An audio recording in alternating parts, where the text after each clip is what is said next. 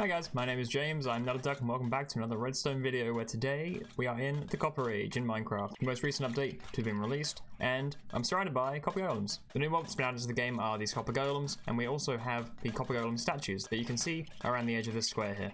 If you don't know about the copper golems, well, they can sort chests, but that's not what we're here to talk about today. Because, just like the copper blocks, you can see from these statues here that they have different oxidation states and can change their color over time. And you can get these different oxidation states of a copper golem just by letting it exist. As it wanders around your world, slowly it will oxidize, just like copper blocks do, into its first stage, into its second stage, and into its fully oxidized form like this. After which, it will then turn into a copper golem statue. After this point, the entity no longer exists. This is a block. And after this point, you can't get the mob back. This will never become a copper golem again. But of course, what you can do is you can use an axe, like so, and take off the oxidation to bring it back to the original unoxidized colors. And then what's fun about this is that you can put a comparator next to the copper golem statue facing away from it, and you'll get a redstone output, depending on which pose the statue is in. There is a total of 4 poses that we can choose from, so we get a total of 4 different redstone outputs, going from standing being 1, sitting being 2, running being 3, and jumping being 4, meaning that we now have yet another option for combination locks to activate things like piston doors.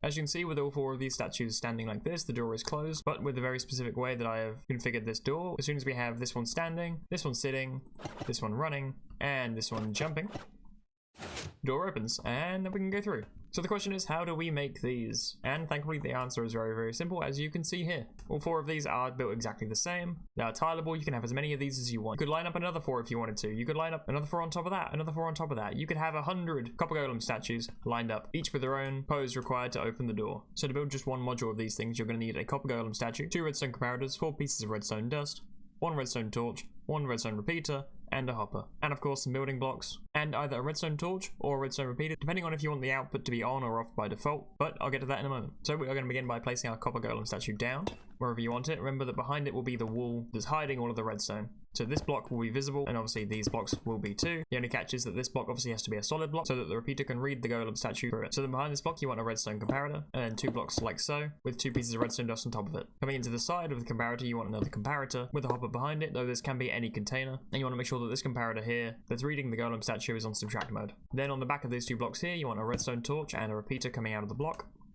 with 2 pieces of redstone dust in front of those. Then on either of these blocks you want the output. If you want the copper golem being in the correct pose to give a redstone signal, then you want a redstone torch on this block. Otherwise, if you want the copper golem being in the correct state to turn off the redstone output, then you want to replace this torch with a repeater facing outwards like so. I'm going to use a redstone torch so I can show you guys this lamp being on when it's in the correct pose, but there are of course cases where you would want the output to turn off, instead using a repeater. And that's it, that's all of it that you need to actually build. Exactly what you can see here. So to configure these for whichever pose of the copper golem statue that you actually want to use, it just involves putting different numbers of items into the hopper here. For the first pose, the standing pose here, you actually just want the hopper to be empty.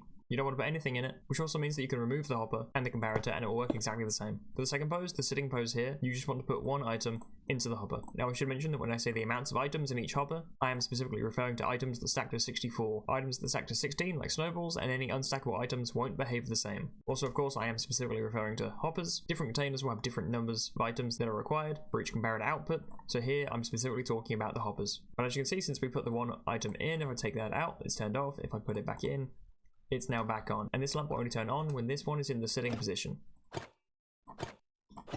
Like so. And then this one for the running position, we want between 23 and 45 items in the hopper. So if we go up to 23, 22, you see the lamp is off, put 1 more in and the lamp is on. And again, this one will only output a signal when it is in the running position.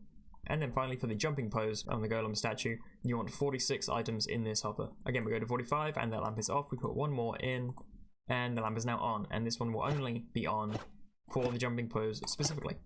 And just like for the first pose, we can modify this one because this piece of redstone dust is never actually going to get powered, so we can just remove this part entirely if we want, and it will still work exactly the same. Of course, if you want to change it to any of the other poses, then you do have to add the stuff back, so I will add it in so that we can change this pose whenever we want to. And then there is a slight modification that you can make to this design so that you don't need to use a hopper or another type of container, so you don't need to worry about how many items are going inside of it. If you come down here from where the comparator is to the side, and then down 1, and then 2, and then 3 blocks over here, and then place down another copper golem statue with a comparator facing out of it, and then 2 pieces of redstone dust in front of it, coming up to this block into the side of this comparator, and then the correct pose for this statue to give a redstone output is exactly the same as whatever the pose on this statue is. So as you can see, if I change this one to sitting, then the lamp turns off. If I change this one to match it, the lamp turns back on. If it's running, the lamp turns off. This one's running, it turns back on. Jumping, turns off.